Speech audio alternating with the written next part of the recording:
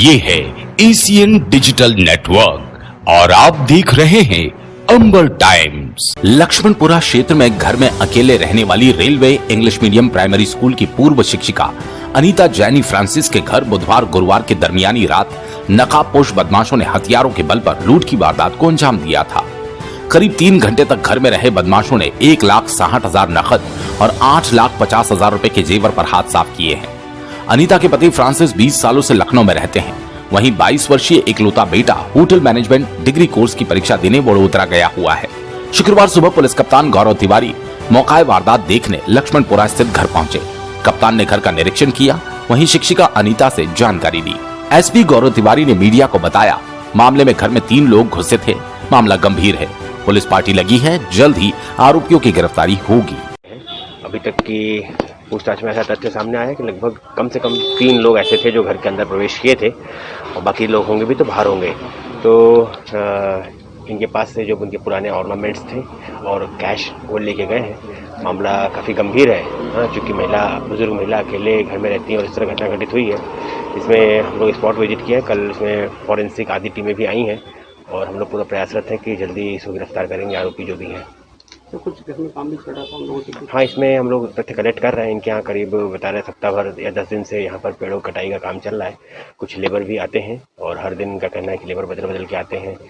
तो इसमें जो भी लोग क्लू है उस पर डेवलप कर रहे हैं हम लोग। अभी हमारे पास कोई ऐसे एविडेंस तो नहीं है किसी को कह सकें, लेकिन जरूर पुलिस कलेक्ट कर रही है और थाना प्रभारी सभी लोग यहाँ आए हैं और हम लोग जल्दी इसको निकालेंगे। रात भर रुके रहे, हथियार भी खोल कर? एसएसएन का कहना है कि लगभग 3:30 बजे के आसपास वो घर में प्रवेश किया। उनके पास एक हथियार था और एक चाकू था जो इन्होंने देखा। इनके पास हथियार चाकू से इन्होंने डराया और इनके पैसे की मांग की और ज्वेलरी जो पहनी हुई थी वो इनसे उतरवाया। इनका कहना है कि इन्होंने मौका देखकर ये जाकर बाथरूम में छिप गई। उसके बाद यह कहना है कि इनके बाथरूम के बाहर जो रूम है, बेडरूम है, वहाँ पर वो सुबह लगभग 6:30 बजे तक वेट करते रहे और फिर जब ये बाहर नहीं निकली तो फिर इनका मोबाइल फ़ोन लेके गए और बाहर फेंक दिया मोबाइल फ़ोन और फिर यहाँ से चले गए वो लोग।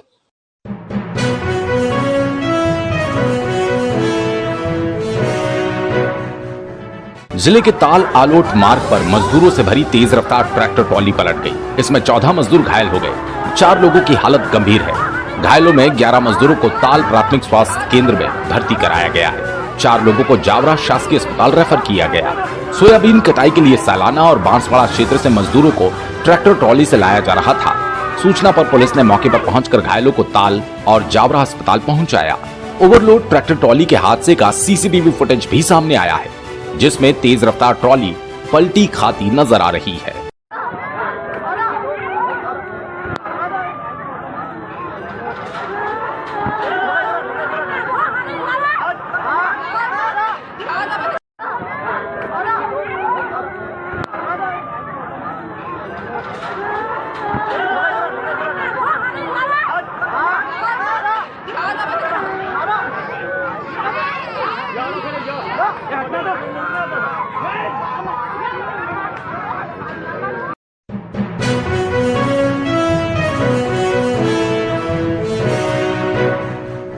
मंदसौर नगर के गांधीनगर क्षेत्र में करंट लगने से झुलसे एक श्रमिक युवक की इलाज के दौरान जिला अस्पताल में मौत हो गई। वो डिंडोरी जिले के ग्राम कासी टोला गांव का रहने वाला था और मंदसौर नगर में ठेके पर बिजली संबंधी कार्य कर रहा था। मृतक का शव पोस्टमार्टम रूम में रखवाया गया है। उसके स्वजनों को सूचना दे दी गई। उनके आने के बाद पोस्टमार्टम कराया जाएगा।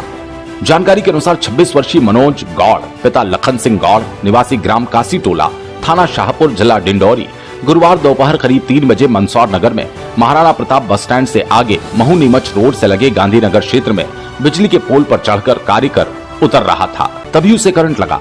इससे वो झुलसने के साथ घायल हो गया। उसे मंदसौर के सरकारी अस्पताल में प्रारंभिक उपचार के बाद शाम करीब 6 बजे रतलाम के जिला अस्पताल लाकर भर्ती कराया गया था, जहाँ 7 बजे उसने दम तोड़ दिया। मनोज के साथियों ने बताया कि मनोज सहित करीब 1 दर्जन लोग हाई टेंशन लाइन पर डबल डिश की फिटिंग कर रहे थे। मनोज खंबे से उतर रहा था, तभी उसे करंट लगा। उसे मंदसौर के सरकारी अस्पताल में भर्ती कराया गया था। वहां से उसे रतलाम रेफर किया गया था। सभी लोग रतलाम के हिमांशु जैन नामक ठेकेदार के ठेके पर काम कर रहे हैं।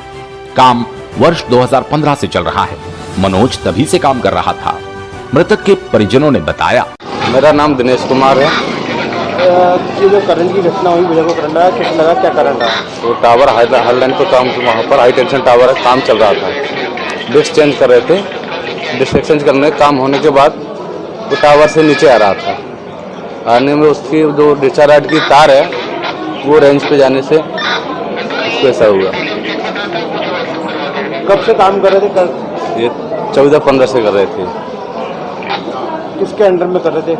हेमांशु जैन, ठेकेदारी में काम? आनंद ट्रांसपोर्ट। कहाँ के रहने वाले? हम डिंडौरी डिस्ट्रिक्ट से हैं। कितने लोग आए थे? वहाँ से 4-5 लोग हैं। क्या नाम है उनका?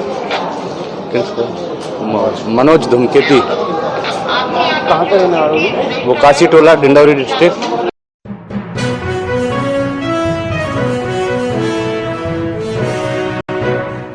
इंदौर के फूड जोन की 56 दुकान की तर्ज पर शहर में भी फूड पार्क बनाने की कवायद तेज हो गई है। स्टेडियम मार्केट के पीछे मित्र निवास रोड पर लोकेंद्र भवन के सामने बनने वाले फूड पार्क के लिए कलेक्टर कुमार पुरुषोत्तम के आदेश पर नगर निगम ने कार्यवाही शुरू की है।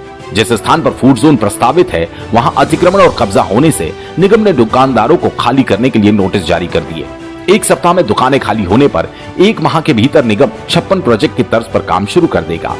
निगम का नोटिस पहुंचते ही दुकानदारों में हड़कंप मच गया है और दुकानदार बेरोजगार होने की बात कहते नजर आए।